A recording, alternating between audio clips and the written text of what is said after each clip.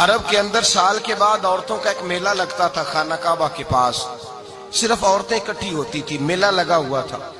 ایک تورات جاننے والا یہودی عالم بھی آیا ہوا تھا، وہ بیویوں کے مجمع پہ نظر ڈال کے کہنے لگا، بیویوں مرد کا کام تو کوئی نہیں عورتوں کے مجمع میں بات کرنا، لیکن میں تمہیں ایک پیغام دینے لگا ہوں، اللہ کے آخری رسول جو مکے میں پیدا ہونے والے ان کے آنے کا وقت قریب آ گیا ہے، وہ بیوی بڑی خوش نصیب ہوگی جنہیں ان کی رفاقت ملے گی۔ عورتوں نے جب دیکھا کہ مرد آ گیا عورتوں کے میلے میں تو انہوں نے ڈانٹا جھڑکا، کہا چل اٹھا اپنی کتابیں اور نکل جا۔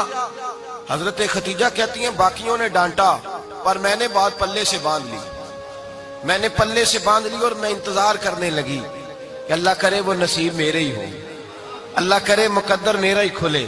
آپ فرماتی میں تسبیح پڑھتی، درود پڑھتی، میں اس زمانے میں جو اللہ کا ذکر جس طرح ہوتا تھا وہ میں شروع کرتی، اور جب فارغ ہوتی تو میں التجا کرتی کہ اللہ میرے نصیبے کھول دے۔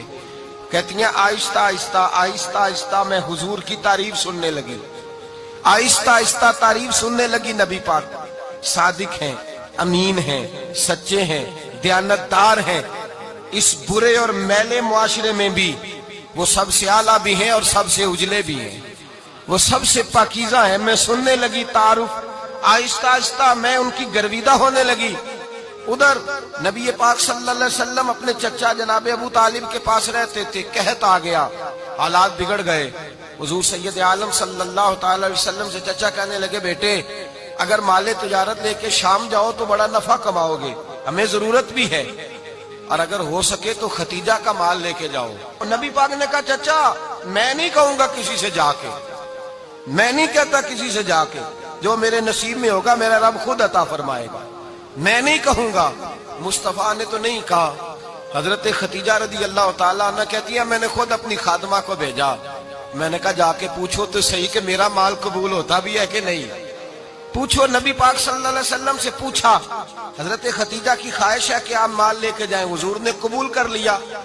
جناب ختیجہ الکبریٰ رضی اللہ تعالیٰ عنہ کے غلام تھے، میسرہ ان کا نام تھا، جناب ختیجہ نے ان کو ساتھ بھیجا۔ فرمایا تین باتیں ارشاد فرمائی، ایک تو فرمایا سارا رستہ غور سے دیکھنا میرے نبی کے ساتھ کیا معاملات درپیش ہوتے ہیں، ابھی اعلان نبوت نہیں کیا، فرمایا ذرا غور کرنا، میرے مصطفیٰ کا مطالعہ کرنا اور مجھے واپس آ کے سبق سنانا، وہ جو تم نے چہرہ بددعا کی تلاوت کی ہو ذرا مجھے واپس آ کے سنانا۔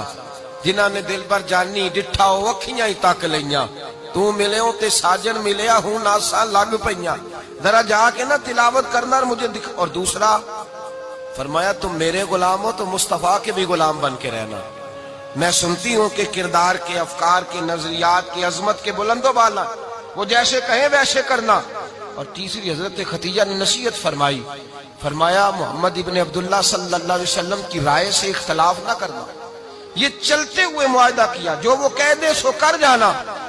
غلام کہتے ہیں میں ساتھ گیا، باتیں میں نے سن لی، لیکن جب سفر شروع ہوا نا ابھی چند منزلیں طے ہوئی تھی، میں نے کہا ختیجہ آپ نے کیا نصیحت کرنی تھی، ان کے ساتھ جو رہے گا وہ ان کا غلام ہی بن جائے گا، ان کے ساتھ جو رہے گا تو اجے میرا محبوب نہیں ڈٹھا جن ویکھ کے چن شرماوے، جے رکھے ہاتھ پھلاں وچ ہاتھ نال پھلا رل جاوے، تے ادھی راتی چن چڑھ جاندے جدوں جلوہ فرماوے۔ مایا جو بھی ساتھ رہتا غلام ہو جاتا۔ میں سرا کہتے میں گیا، تجارت شروع ہوئی، کہتے ہیں نبی پاک صلی اللہ علیہ وسلم جب منڈی میں پہنچے تو لوگ قسمیں اٹھا اٹھا کے مال بیچ رہے تھے۔ اللہ کے محبوب جب گئے نا تجارت کرنے تو ایک آدمی کہنے لگا چلو معاذ اللہ بتوں کے نام تھے لات و منات، کہنے لگا لات کی، عزا کی، منات کی قسم اٹھاؤ، تو نبی پاک فرمانے لگے ان کی قسم اٹھاؤں جن کا میں نام لینا بھی پسند نہیں کرتا، ابھی اعلان نبوت نہیں کیا۔ اور فرمایا ویسے بھی میں قسم دے کے مال نہیں بیچتا، خریدنا ہے تو خریدو، نہیں خریدنا تو نہ خریدو۔ کہتے ہیں لوگ قسمیں اٹھا اٹھا کے پیچھے جاتے تھے، پر میرے نبی جس سے رخ پھیرتے تھے وہ نبی پاک کے پیچھے ہو جاتا تھا۔ ماتے کئی گنا زیادہ نفع کمایا۔ ہم رستے میں تھے، حضور ایک درخت کے نیچے آرام کرنے لگے، ایک عیسائی راہب غار میں بیٹھا تھا، نکل کے آ گیا، مجھ سے کہنے لگا مجھے وہ جانتا تھا، میں سرا یہ کس کو ساتھ لائے، یہ کون ہے؟ میں نے کہا اہل قریش کے ایک معزز آدمی ہے۔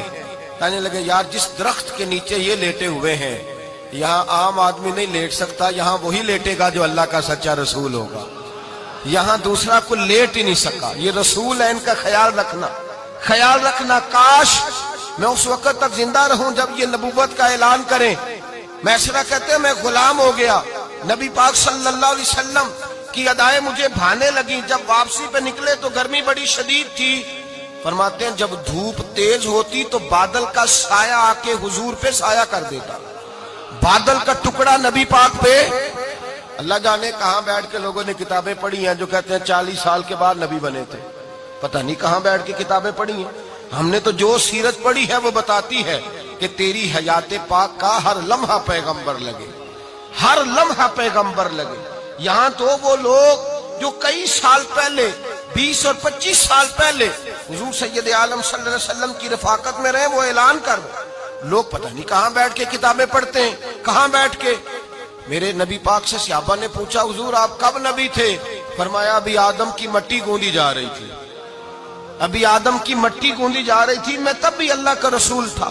میرے بھائی نبی رحمت سید عالم صلی اللہ علیہ وسلم کے غلام حضرت ختیجہ کے غلام کہتے واپس آیا. اور پہلے بھی کئی دفعہ حضرت ختیجہ کا مال گیا تھا، بڑے نفع آئے تھے، پر جو نفع اس سال آیا وہ پہلے کبھی نہیں آیا تھا. کہتے ہیں مجھ سے حضرت ختیجہ کی سہیلی بھی بیٹھی تھی، میں بھی آ گیا. اور جناب ختیجہ کی سہیلی کہنے لگی چل مال کے بارے میں کچھ بتا، کتنا بکا؟ میں نے کہا مال چھوڑو، مصطفیٰ کی سنو. اور پھر کہتی چلو ٹھیک ہے، بادل سایہ کرتا تھا، چلو ٹھیک ہے. تم سے راہب نے پوچھا تھا یہ صحیح ہے، انہوں نے تیری سارے رستے بڑی خدمت کی، تیرا بڑا خیال رکھا، پر یہ بھی بتا تجارت کیسے ہوئی؟ تو میں سرا کہنے لگا زندگی میں نے بھی ساری گزار دی ہے، پر اس رسول کے ساتھ 4 دن ہی گزارے ہیں. حد ہو گئی مجھ سے، اور کچھ نہ پوچھو، اور کچھ نہ پوچھو. آ میرے دل آمنہ کے لال کی باتیں کرے، اور کچھ نہ پوچھو، بس ذکر ان کا چھیڑیے ہر بات پر، اور چھیڑنا شیطان کا عادت کیجئے. بس مجھے حضور کے تذکرے بیان کرنے ہیں، ذکر مصطفیٰ کرنا ہے. حضرت ختیجہ الکبریٰ بڑی متاثر ہوئی. کہتی ہے مجھے درجنوں لوگوں نے پیغام نکاح دیا تھا پر میں نے سنی نہیں تھی. میں نے نفیسہ کے ہاتھ پیغام بھیجا. میں نے کہا میری عمر 40 سال ہے، ان کی 25 سال ہے، اور میرا اعمال اور طرح کا ہے. وہ شہنشاہ ہیں، جا کے پوچھو تو صحیح، بھلا میں قبول ہوتی ہوں؟ پوچھو. نفیسہ کہتی ہیں میں آئی تو وہ خاتون جن کے لیے لوگ بڑے بڑے قریش پیغام دیتے تھے، پیغام لے کے آئی. تو رسول پاک نے عجیب رنگ بیان کیا اپنی سیرت کا. جب میں پہنچی میں نے کہا ختیجہ نکاح کرنا چاہتی ہیں؟ نفیسہ کہتی ہے میرا خیال تھا کہ کوئی اور ہوتا تو کرسی سے اٹھ کھڑا ہوگا، فوراً کہے گا اچھا جلدی کرو بات کرو. جب میں نے آ کے کہا نا حضور ختیجہ نکاح کرنا چاہتی ہے، تو نبی پاک نے میری طرف دیکھا، فرمایا وہ کہتی ہے کہ تم کہتی ہو؟ کہا وہ کہتی ہیں. تو حضور نے فرمایا ٹھہر جاؤ، میں اپنے چچا سے پوچھ کے بتاؤں گا، میں مشورہ کروں گا، میں پوچھ کے بتاؤں گا. آج بچوں کو کچھ سبق بڑے یاد ہیں. کہتے ہیں پسند کی شادی کرنا حضرت صاحب ناجائز ہے.